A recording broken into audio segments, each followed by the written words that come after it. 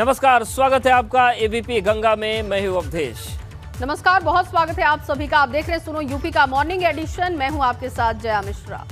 तो चलिए बुलेटिन की शुरुआत करते हैं और सबसे पहले बात करेंगे कोरोना की। यूपी समेत देश भर में कोरोना की रफ्तार बढ़ती जा रही है। यूपी में एक दिन के अंदर 8,334 नए मामले सामने आए हैं तो 4 मरीजों की मौत भी हो चुकी है।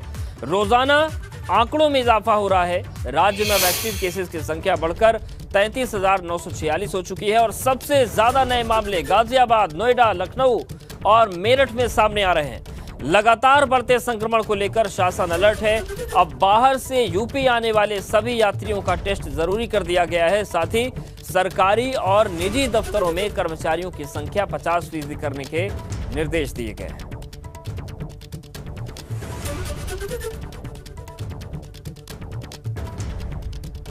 तो कोरोना की रफ्तार लगातार बढ़ती जा रही है। 24 घंटे में सबसे ज्यादा गाजियाबाद से नए मरीज पाए गए। गाजियाबाद में 1,385 24 घंटे का आंकड़ा है। लखनऊ में भी 1,000 के पार आंकड़े हैं। 1,114 लखनऊ से मरीज पाए गए और एक्टिव केसेस की संख्या बढ़कर 33,946 इस वक्त है।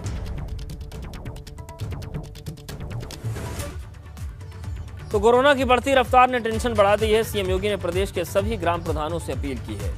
मुख्यमंत्री ने जल्द से जल्द वैक्सीन लेने और लोगों को जागरूक करने की अपील की है। तो लगातार मुख्यमंत्री की तरफ से इस बात की अपील की जा रही है कि लोग वैक्सीन जरूर लें। और एक बार फिर से मुख्यमंत्री ने जानकारी दी कि 15 से 18 साल के जो छात्र छात्राएं हैं उन्हें वैक्सीन बहुत जरूरी है। इसकी सुविधा शुरू कर दी गई है तो लोग सेंटर्स पर पहुंचे, वैक्सीन लें और वैक्सीनेशन हर किसी की जिम्मेदारी है। साथ ही साथ कोविड एप्रोप्रिएट बिहेवियर आप अपनाएं, मास्क का ध्यान रखें, सैनिटाइजर का इस्तेमाल करें, 2 गज की दूरी बहुत जरूरी है। एक बार से इसका जिक्र हुआ। और इसी खबर पर ज्यादा जानकारी के साथ कानपुर से रतीश त्रिवेदी मेरे सहयोगी मौजूद हैं इस वक्त। रतीश, लगातार हम देख रहे हैं कि कोविड के मामले बढ़ते जा रहे हैं। कानपुर में इस वक्त ताजा स्थिति क्या है और उन आंकड़ों के मद्देनजर इंतजाम आप क्या देख पा रहे हैं, चाहे अस्पतालों की बात करें, पब्लिक प्लेसेस की बात करें वहां पर?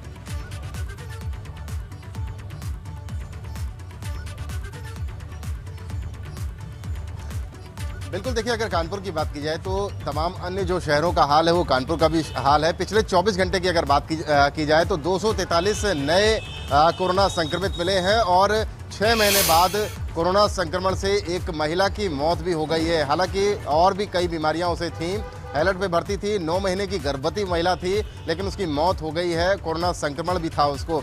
अगर 243 नए संक्रमितों के साथ साथ अगर बात की जाए तो अब ये एक्टिव केसेस की संख्या 950 के आसपास पहुंच गई है। यानी आज जब कोरोना संक्रमण का नया आंकड़ा आएगा तो उन 4 शहरों के बाद 5वां शहर कानपुर भी हो जाएगा जिसमें एक्टिव केसेस की संख्या 1,000 से ऊपर होने जा रही है, क्योंकि लखनऊ, मेरठ, नोएडा, गाजियाबाद ये सब 1,000 एक्टिव रोजाना 1,000 के आसपास केसेस दे रहे हैं। और आज कानपुर की अगर बात की जाए तो कानपुर में जिस तरीके से ट्रेंड देखा जा रहा है, पहले दिन कुछ केसेस निकले, उसके बाद 50, फिर 100, फिर 200 एक साथ हो गए हैं। अब 250 का आसपास का आंकड़ा आ गया है तो लगातार केसेस बढ़ रहे हैं। लेकिन अगर स्वास्थ्य विभाग की बात की जाए तो टेस्टिंग और ट्रीटमेंट पे ज़्यादा जोर दिया जा रहा है और जो टीकाकरण है उस पर ज़्यादा फोकस किया जा रहा है। तमाम आयु वर्ग के लोगों का टीकाकरण कराया जा रहा है और खतरे को कम करने की बात कही जा रही है।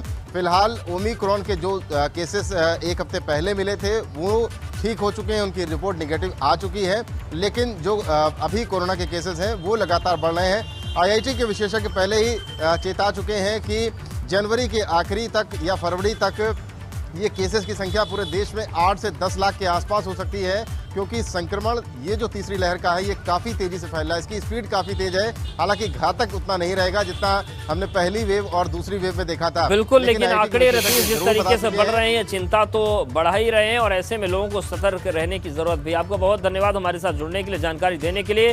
और कोरोना के बढ़ते आंकड़ों को लेकर ये बड़ी खबर आ रही है। देश में बीते 24 घंटे में 1,68,063 नए मामले सामने आए। बीते 24 घंटे में 277 लोगों की कोरोना से मौत हुई है। 24 घंटे में 69,959 लोग कोरोना से ठीक भी हुए हैं।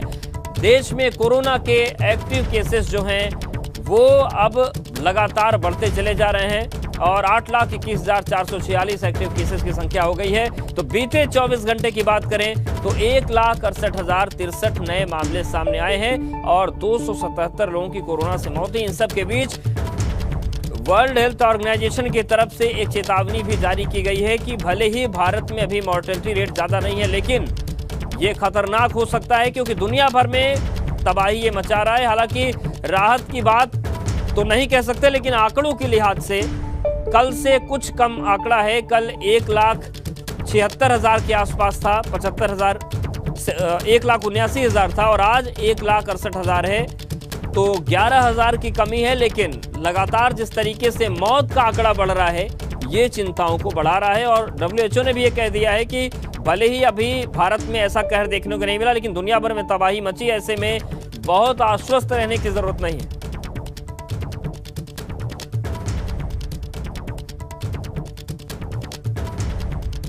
और बड़ी खबर लखनऊ से भी, IIT के 35 स्टूडेंट्स कोरोना पॉजिटिव पाए गए हैं। 700 स्टूडेंट्स और फैकल्टी की जांच कराई गई और जांच में एक शिक्षक समेत 35 स्टूडेंट्स पॉजिटिव निकले हैं। 13 जनवरी से प्रस्तावित फाइनल सेमेस्टर की परीक्षाएं टाल दी गई हैं। तो देखिए, कहर लगातार बढ़ रहा है और लखनऊ से ये खबर आ रही जहां पर IIT के 35 स्टूडेंट्स कोरोना पॉजिटिव पाए गए हैं। 700 जो छात्र हैं और फैकल्टी उनकी जांच कराई गई थी, उसमें से 35 कोरोना पॉजिटिव निकले हैं। जांच में एक शिक्षक समेत 35 स्टूडेंट्स पॉजिटिव निकले। अब 13 जनवरी से प्रस्तावित फाइनल सेमेस्टर की परीक्षाएं यहां पर टाल दी गई हैं।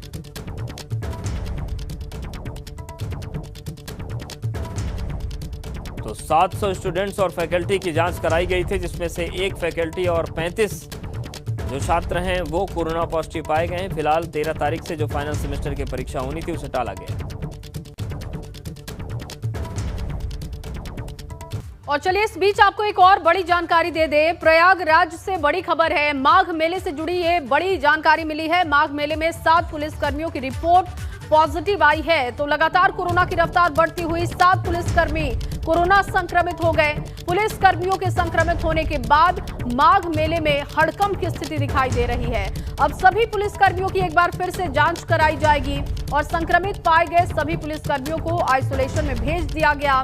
माघ मेले के एसपी राजीव नारायण मिश्र ने पुलिस कर्मियों के संक्रमित होने की पुष्टि की। उन्होंने जानकारी दी कि जो पुलिसकर्मी ड्यूटी में लगे थे उनमें से कुछ पुलिसकर्मी कोरोना पॉजिटिव हुए हैं। 7 पुलिसकर्मी जो कि कोरोना पॉजिटिव पाए गए, सभी को आइसोलेट कर दिया गया है। एक बार फिर से इनकी जांच कराई जाएगी, लेकिन माघ मेले में इस वक्त कोरोना की स्पीड बढ़ती हुई दिखाई दे रही है।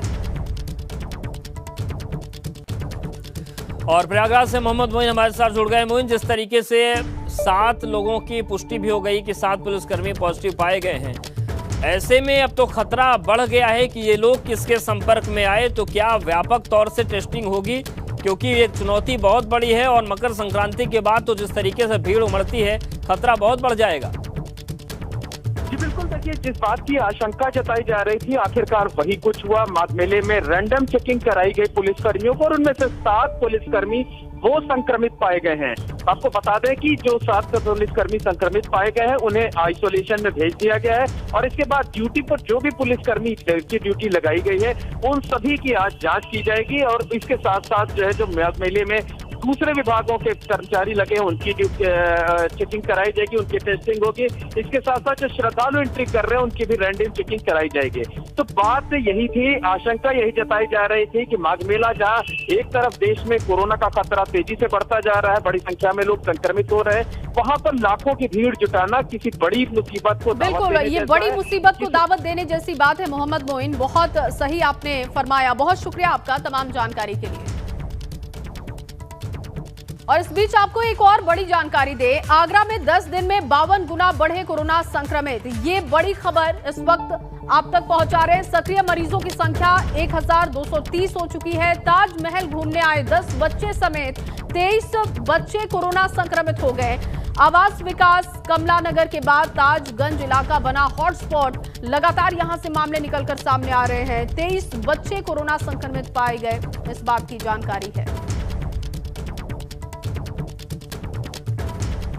और बात सियासत की कर लेते हैं। यूपी के सत्ता में वापसी के लिए भारतीय जनता पार्टी कोई कसर नहीं छोड़ना चाहती और यही वजह है कि चुनाव को लेकर लखनऊ से दिल्ली तक मंथन जारी है। इस बीच आज यूपी भाजपा के कोर ग्रुप की दिल्ली में बड़ी बैठक होने वाली है, जिसमें पार्टी अध्यक्ष जेपी नड्डा और अमित शाह के शामिल होने की खबर है। वहीं यूपी भाजपा की तरफ से सीएम योगी, दोनों डिप्टी सीएम के अलावा प्रदेश भाजपा अध्यक्ष स्वतंत्र देव और संगठन मंत्री सुनील बंसल शामिल होंगे। माना जा रहा है कि इस बैठक में उम्मीदवारों के नामों पर अंतिम मोहर लगेगी, जिसके बाद प्रत्याशियों के नाम का ऐलान बाद में किया जाएगा। आपको बता दें कि दिल्ली में बैठक सुबह 11 बजे शुरू होगी। जेपी नड्डा के कोरोना संक्रमित होने के चलते वो इस बैठक में वर्चुअली शामिल हो सकते हैं। खबर है कि बैठक में राष्ट्रीय संगठन महासचिव बीएल संतोष भी शामिल होंगे।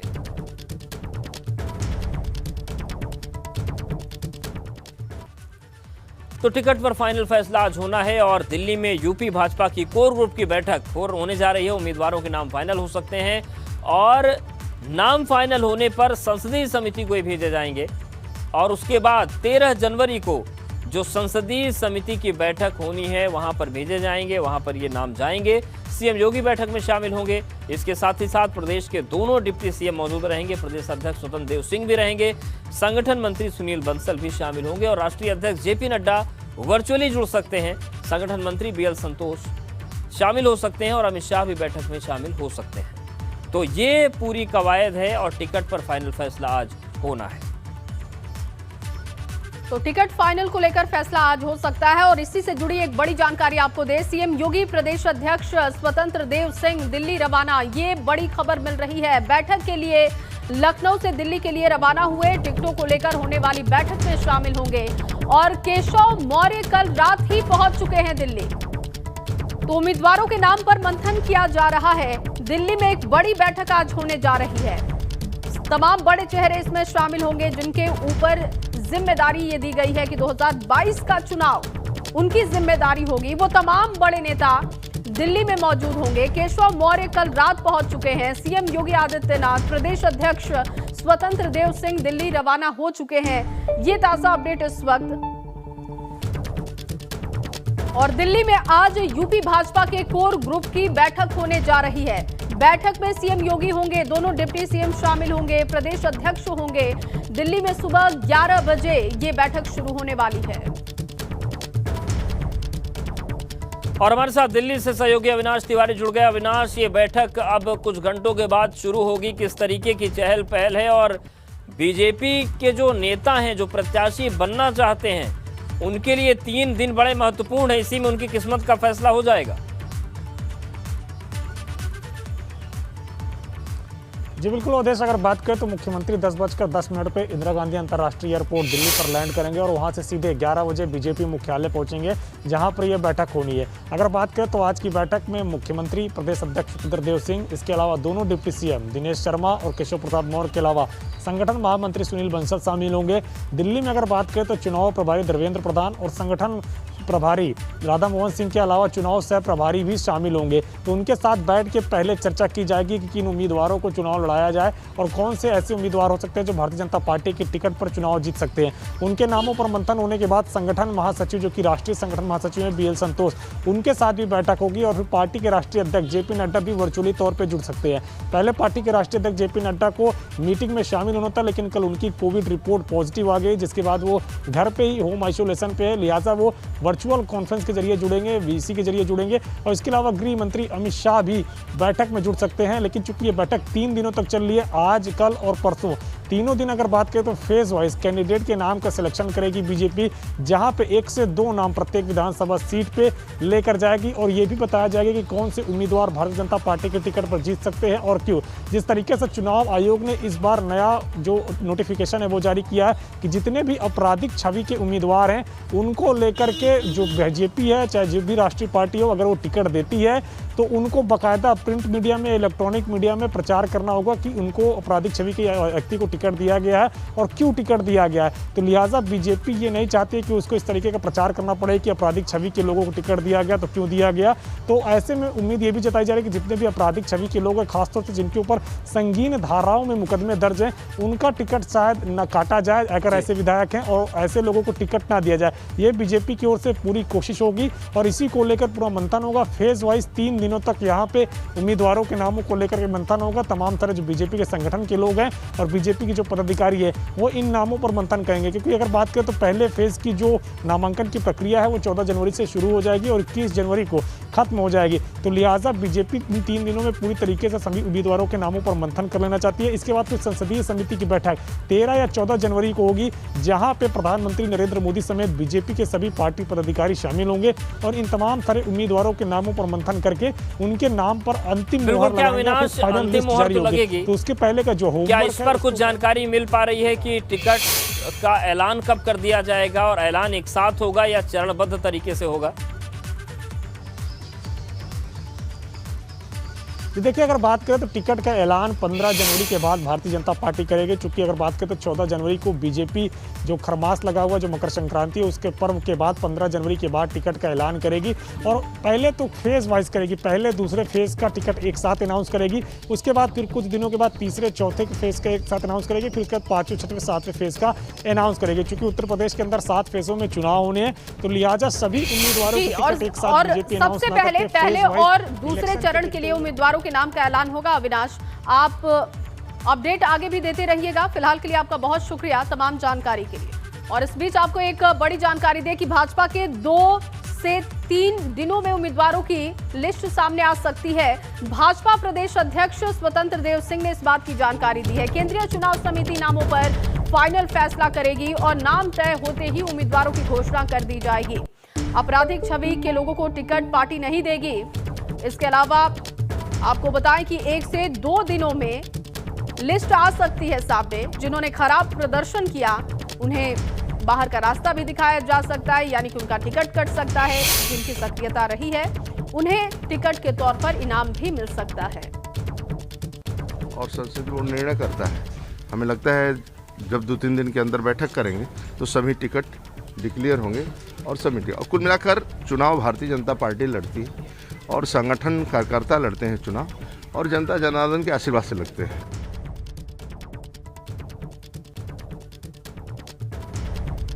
तो बीजेपी प्रदेश अध्यक्ष स्वतंत्र देव सिंह ने बड़ा बयान दिया है। उन्होंने कहा कि सपा के कई विधायक मुझसे संपर्क में हैं, पार्टी ज्वाइन करने के लिए संपर्क कर रहे हैं, लेकिन अभी हम किसी को ले नहीं रहे हैं। जल्द निर्णय इस मामले पर होगा। आप उनसे संपर्क कर लीजिए। कई विधायक तो मेरे पास आ रहे हैं, मैं बहुत लोगों को भी ले नहीं रहा हूँ। हमारे पास स्वयं सब जगह विधायक है, उनके जो छोड़ कर आ रहे हैं, अभी मैं विचार कर रहा हूँ कि उनको लेना है कि नहीं लेना है सपा बसपा। इसलिए सांसद विधायक जाने कितने आने, लेकिन हम लोगों को भी विचार कर रहे हैं लेना है कि नहीं लेना है। दूसरी बात है, कुल मिलाकर देखिए, सत्ता इसलिए नहीं बनाते हैं कि भ्रष्टाचार करने के लूटेंगे, सत्ता इसलिए बनाते हैं कि गरीबों की सेवा। जितना बनेगा हम गरीबों की सेवा करेंगे। और दूसरा ये है कि शांति रहे, कानून का राज रहे और शांति रहे, इसलिए हम लोग आते हैं। यूपी भाजपा ने आज से महा जनसंपर्क अभियान की शुरुआत कर दी है। लखनऊ से भाजपा ने इसकी शुरुआत की। आज सुबह प्रदेश अध्यक्छ स्वतंत्र देव सिंह कार्यकर्ताओं के घर पहुंचे, जहां उन्होंने विकास से जुड़ी योजनाओं की जानकारी दी। उन्हें घर घर जाकर भाजपा के स्टिकर लगाए और इस अभियान के तहत 1,74,000 बूथों पर भाजपा के कार्यकर्ता जनसंपर्क कर रहे हैं। जनसंपर्क अभियान के दौरान स्वतंत्र देव सिंह ने एबीपी गंगा से बातचीत के दौरान इस अभियान से कैसे लोगों से जोड़ेंगे इसकी चर्चा की। बस्तियों में जाकर, सामाजिक क्षेत्रों में जाकर लोग इसका संपर्क करेंगे। लेकिन आज से अभियान शुरू हो गया है कि लाभार्थी को संपर्क करना उनके घर घर तक। तो डोर टू डोर भाजपा हम आगे मोर क्या कार्यक्रम है हम आपको बता देते हैं। 1,74,000 बूथों पर अभियान चलेगा। घर घर वोटर से मिलेंगे भाजपा के कार्यकर्ता और नेता। 5-5 सदस्यों की टीम बनाई गई है, क्योंकि 5 से ज्यादा अलाउ चुनाव आयोग ने किए नहीं है। नारा दिया गया है, पूरी हुई हर आस, घर घर हुआ विकास। और घरों पर स्टिकर और झंडा लगाने की अपील की गई है। 14 जनवरी को शक्ति केंद्रों पर खिचड़ी भोज भी रखा गया है और 27,000 शक्ति केंद्र पर खिचड़ी भोज का आयोजन किया गया है। और चलिए रुक करते हैं, हमारे सहयोगी अनुभव हमारे साथ जुड़ गए लखनऊ से। अनुभव, जिस तरीके से ये पूरा कार्यक्रम चल रहा है, खिचड़ी भोज भी रखा गया है, कितने दिनों का ये अभियान है? क्या कोई मियाद भी इसकी तय की गई या अनवरत चलता रहेगा ये? देखिए, सबसे महत्वपूर्ण बात यह है कि जब चुनाव आयोग ने रैलियों पर रोक लगा दी, सभाओं पर रोक लगा दी, यात्राओं पर रोक लगा दी, उसके बाद बीजेपी ने यह तय किया कि अब हम डोर टू डोर कैंपेन करेंगे, यानी जो चुनाव लड़ने का पुराना तरीका था उसी को आगे बढ़ाएंगे। हालांकि पहले भी एक लाभार्थी अभियान की शुरुआत बीजेपी करने वाली थी, पर उसे भी एक हफ्ते आगे बढ़ाया था और रोक के बाद अब आज से शुरुआत की है। इसको नाम दिया है टोली जनसंपर्क अभियान, यानी 5-5 लोगों की टोली जाएगी, क्योंकि चुनाव आयोग ने भी कहा है कि केवल 5-5 लोग ही जाएंगे। खुद प्रदेश अध्यक्ष स्वतंत्र देव सिंह ने आज लखनऊ के बालू अड्डा में इसकी शुरुआत की। उनके साथ कैबिनेट मंत्री ब्रजेश पाठक भी मौजूद थे और अभी फिलहाल 11 तारीख से शुरू होकर 14 तारीख तक चलेगा। आपने खुद बताया कि कैसे मकर संक्रांति के दिन एक तरह से खिचड़ी भोज रखा गया है। 27,000 से ज़्यादा जो शक्ति केंद्र है, क्योंकि 15 तारीख को फिर एक बार चुनाव आयोग रिव्यू करेगा चीज़ों को और जो कोरोना के केसेस है उनके आधार पर वो तय करेगा कि क्या रैलियों को, सभाओं को परमिशन देनी है या नहीं।